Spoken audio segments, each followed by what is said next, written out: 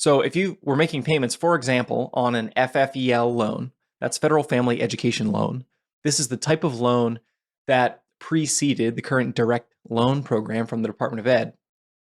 You had FFEL loans in the past. If you made payments on those very diligently for a decade and you fulfilled all the other criteria of PSLF, but you did not have the right type of loan, even when you could have turned it into the right type of loan through a consolidation, then you would not only would you not qualify for PSLF, you're not any closer to the finish line. You've essentially wasted a decade of paying on loans that are no closer to forgiveness than when you started. Hey, it's Justin Harvey. Thanks for tuning into the Anesthesia and Pain Management Success podcast. With APM Success, we take a close look at important topics pertaining to business, practice management, personal finance, and careers for anesthesiologists and pain management physicians. We work hard to take your critical questions straight to the experts. Thanks for listening.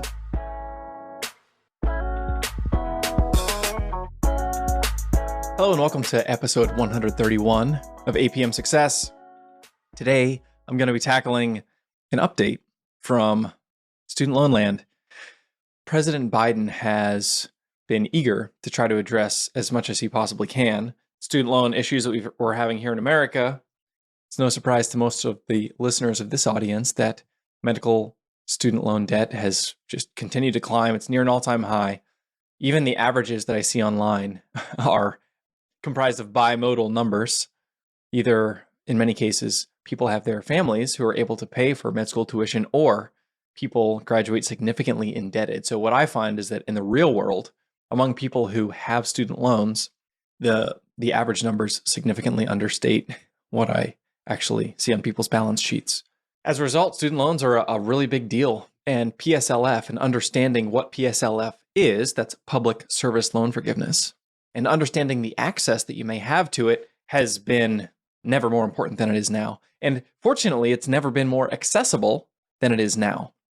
And PSLF has been a program that has been long, I guess, maligned, or it's an issue. You know, there's been a lot of issues in the past about how student loan programs and the administration thereof have been handled by servicers, by the Department of Ed.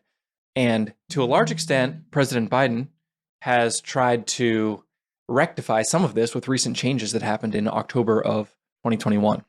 So everything I'm going to discuss today, as it relates to the revamping of the PSLF program, and by the way, most of the changes that I'm going to discuss today have to do specifically with PSLF.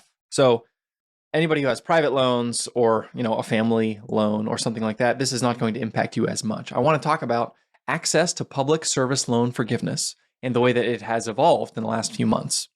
And in so doing, but before I dive into the nuts and bolts of it, quick disclaimer, please make sure and talk to a qualified financial advisor about this, or a qualified student loan expert if you're thinking about making any changes to your student loan repayment plan. Now, fortunately, it's much tougher to step on a proverbial landmine now than it was 4 months ago. However, it's still really important that you have a good plan for your student loans and you understand your eligibility or lack thereof for PSLF. You understand what are the key factors to get forgiveness and the path forward for you. So in the past, in order to get PSLF, public service loan forgiveness, you had to have the right type of loans, which means federal direct loans. You had to work for the right type of employer, which is any nonprofit, 501c3, or governmentally related entity. You had to be on a qualifying repayment plan, which is any income-driven plan. Revised pay-as-you-earn, income contingent repayment, income-based repayment.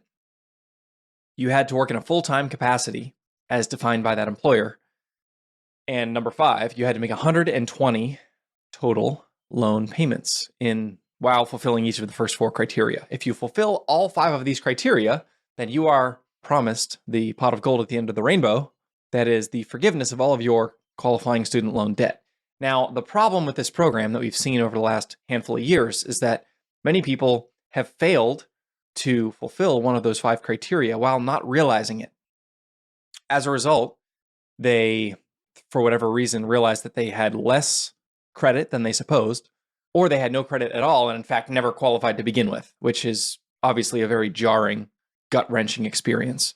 And this has been an area of legislative focus for quite some time. And now in the last handful of months, in addition to the forbearance that President Trump started back in March of 2020, President Biden is taking another swing here and trying to remove some of these barriers. And specifically, with regards to the right type of loan and the number of qualifying payments on each type of loan, this is something that is being opened up. So if you were making payments, for example, on an FFEL loan, that's Federal Family Education Loan, this is the type of loan that preceded the current direct loan program from the Department of Ed.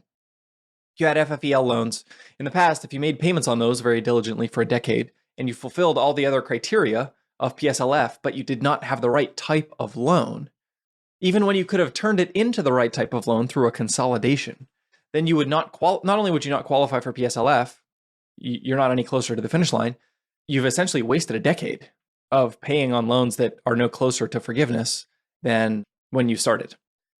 So one of the things that President Biden has done is to rectify this as it relates to these specific loans, as well as Perkins loans. So real quick, let me talk about what has not changed with the PSLF revision, what they're calling the PSLF waiver, and then what has changed. So up until October of 2022, of this coming year, this future October, student loan borrowers have an opportunity to recalibrate their student loans to perhaps capture credit that they are due, but which has been eliminated or missed for whatever reason. Things that have not changed are you still need to make 120 payments. You still need to have the right type of employment, which is nonprofit or government in most cases. You still need to work full time, and you still need to have the right types of loans. But the good news is you can now get into the right types of loans. If you have those FFEL loans, if you have those Perkins loans, or another type of federal loan that is what I'll call consolidatable into the right direct federal loan program, if you can get there, then you will receive credit for all of the payments you've made on those loans in the past. Historically, this has not been true. You essentially have to start from the very beginning. So that escape hatch has now taken the PSLF program, which in the past has been accessible, yes, but still restrictive and still kind of a narrow path. There's a lot of ways to go wrong, and it's now made it much easier to attain. What I've seen anecdotally and talking to other advisor friends and people in the medical debt community is that many people have received, there's been a big surge in PSLF notifications, including some of my clients in the past, even just couple weeks. This is happening right now in real time. And the expectation from many experts in the future, in the next couple months, is that this is going to continue to surge and that notice of PSLF receipt is going to be happening much more frequently.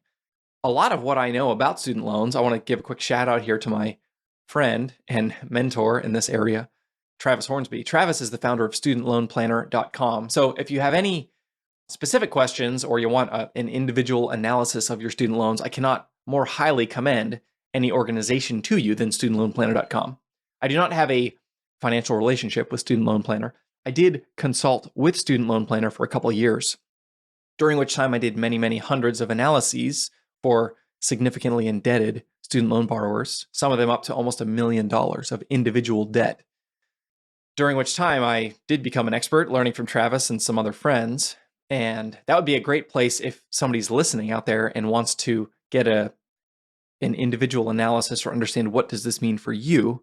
There's a fee for service offering that they have there. So who does this help? Who do these changes help as part of the new Biden program?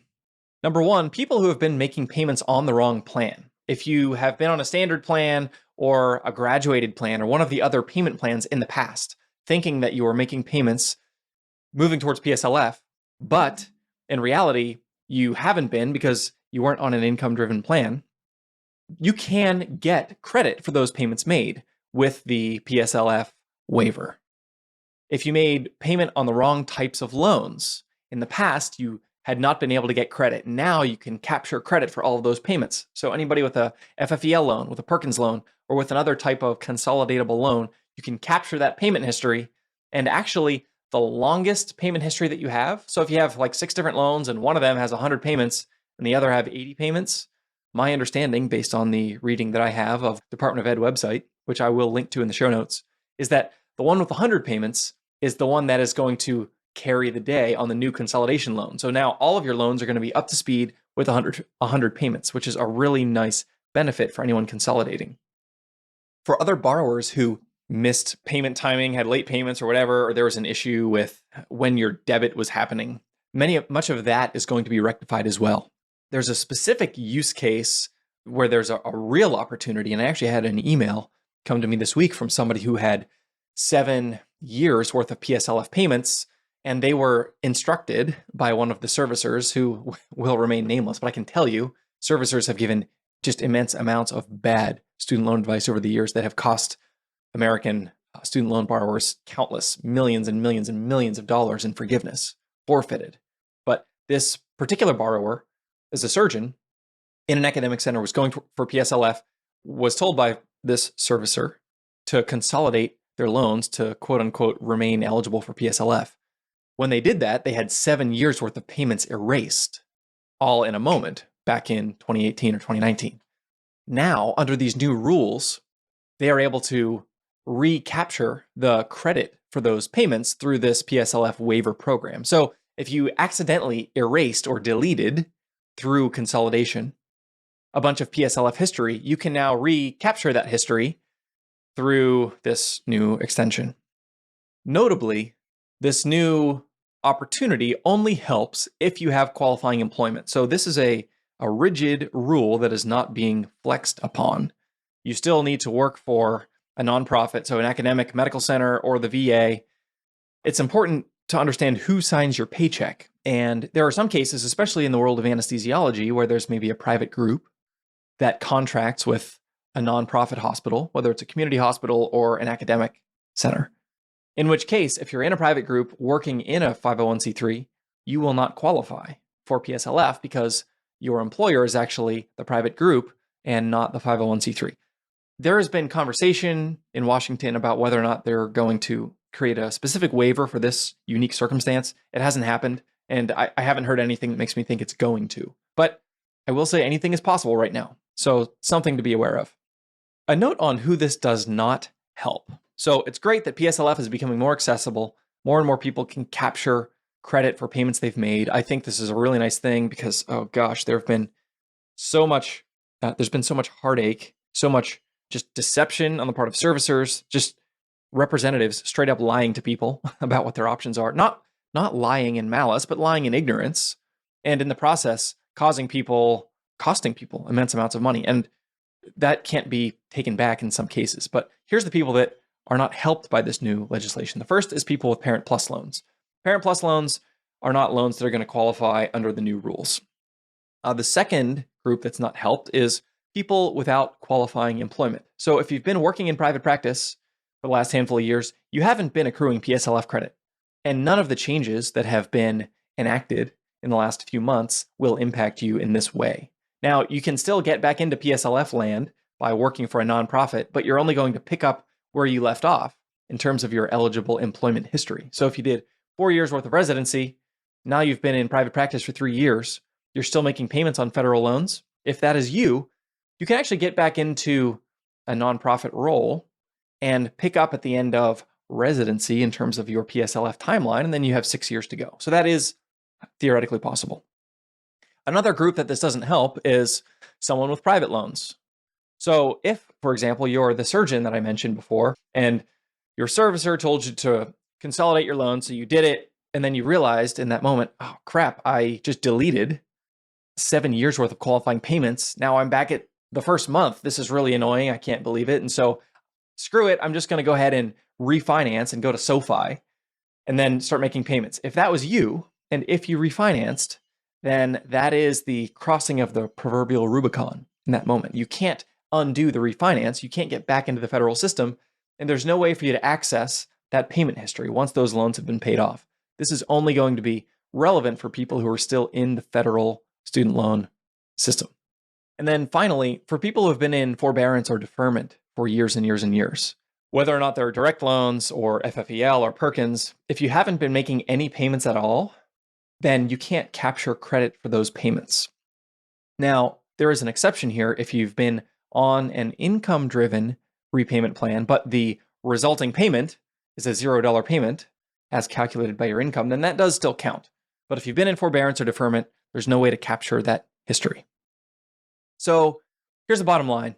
Between now and October, revisit your loan circumstance if you're not sure what's going on, because the rules are evolving in real time. If you have some older loans, some FFEL loans on the side that you've been treating a little differently than your direct loans, maybe a Perkins loan. I actually had a client ask me this week about an old Perkins loan.